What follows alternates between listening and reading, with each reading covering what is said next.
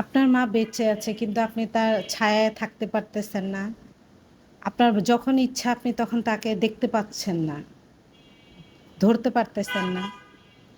ওই যন্ত্রণাটা যার মা আছে বা যারা বেশি মা-বাবাকে লাইক করে শুধু তারাই বুঝবে। হ্যালো এভরিওয়ান, আসসালামু আলাইকুম। তো সকালবেলা ভোরে এখন বাজে হচ্ছে কয়টা জানেন? আমি যখন শ্যুটটা করতেছি তখন 6:30 বাট আমি উঠছি কিন্তু অনেক আগে।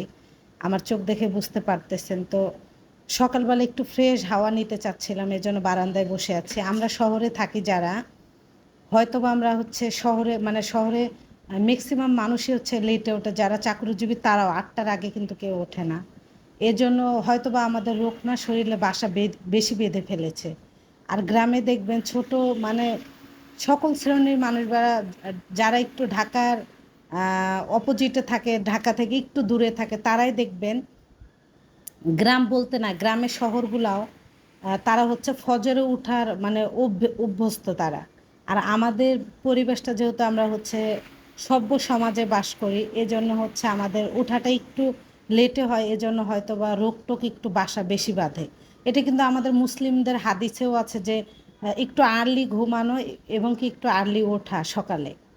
মানে সকালে উঠলে কিন্তু ফ্রেশ ফ্রেশ মেজাজ, আবার ফজরে নামাজ পড়ার পর শরীরটা কিন্তু এমনি হেলদি থাকে। তো যাই হোক, আমি হচ্ছে ওঠার পর আহ, বসেছিলাম, বসে থাকার পর ভাবছি কি যে গলাটা জানি কেমন করতেছে, তো একটু চা খাই। তো এই যে আদা হাতে নিলাম, আর ওরা কিন্তু ঘুমাচ্ছে, ওরা ওঠে নাই, তো আমি আদাটা বসিয়ে দিছি। যেহেতু আপনাদের সঙ্গে সব কিছুই শেয়ার করি, তো এইটা আপনাদের সঙ্গে হয়তো বা শেয়ার করলে মনে হয় যে আমার একটু ব্যথাটা কমবে। আমার এই ব্যথাটা কি জানেন? যাদের মা বাবা আছে দেখবেন যে হচ্ছে আপনার মা আছে, আপনি মার ছায়ার ভিতরে যেতে পারতেছেন না, আপনার যখন ইচ্ছা তাকে আপনি আপনার কাছে আনতে পারতেছেন না, আপনি যখন ইচ্ছা তার কাছে আপনি যেতে পারতেছেন না। আপনি মানে আপনার মানে মনে যেটা আপনার বলতেছে আপনার মাকে বলতে চায়, বা আপনি তাকে বুঝায় বলতে পারতেছেন না, সেই ব্যথাটা সেই যন্ত্রণাটা যার হয়েছে সে মাত্র আমার এই কষ্টটা আবেগটা বুঝতে পারবে। রব যদি কখনো না চায়, কারো ভাগ্য পরিবর্তন কেউ করতে পারবে না, সে যতই সারাদিন চেষ্টা করুক।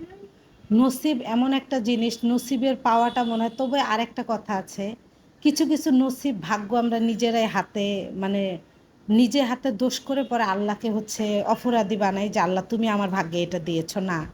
এটা হচ্ছে তার নিজেরও কিছু ইচ্ছা আছে, আর শয়তানের কিছু অচচা আছে, এই দুইটার মাধ্যমে সেই জিনিসটা হয়। দেন হওয়ার পর তখন হচ্ছে আমরা আল্লাহকে বললে আল্লাহ আমার এটা নসিবে লিখছিল না। আল্লাহ নসিব কিছু কিছু মানুষের উপরেও নসিব নির্ভর করে। আমি যদি এখন এখানে বসে থেকে বলি আল্লাহ তুমি আমাকে 1 প্লেট বিরিয়ানি দাও, আল্লাহকে আমাকে বিরিয়ানি এনে দিবে?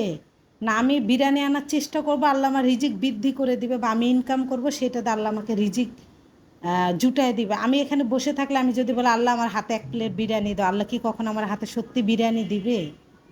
আমি কত আল্লাহর মন জোগাইতে পারছি? হ্যাঁ, এটা হতো, এটা নবী রাসূলরা হলে হয়তো বা হতো। আমি সেটাও জানা নাই, যেটা আমি জানি না সেটা বলতেও চাই না। তো আমার আবেগটা হচ্ছে সেই রকম। আমি আমার মাকে যখন ইচ্ছা আমি তখন দেখতে চাই, যখন ইচ্ছা তাকে আমি ছুঁইতে চাই, আমি বলতে চাই, সেইটাই আমি তাকে বুঝাই বলতে পারি না। আমার এই অভাবটা, আমার একটা জায়গা খালি আছে, সেটা কি জানেন? আমার মা বাবার ভালোবাসার জায়গাটা। এটা আমি বলতে গেলে খুব ইমোশন হয়ে যায়।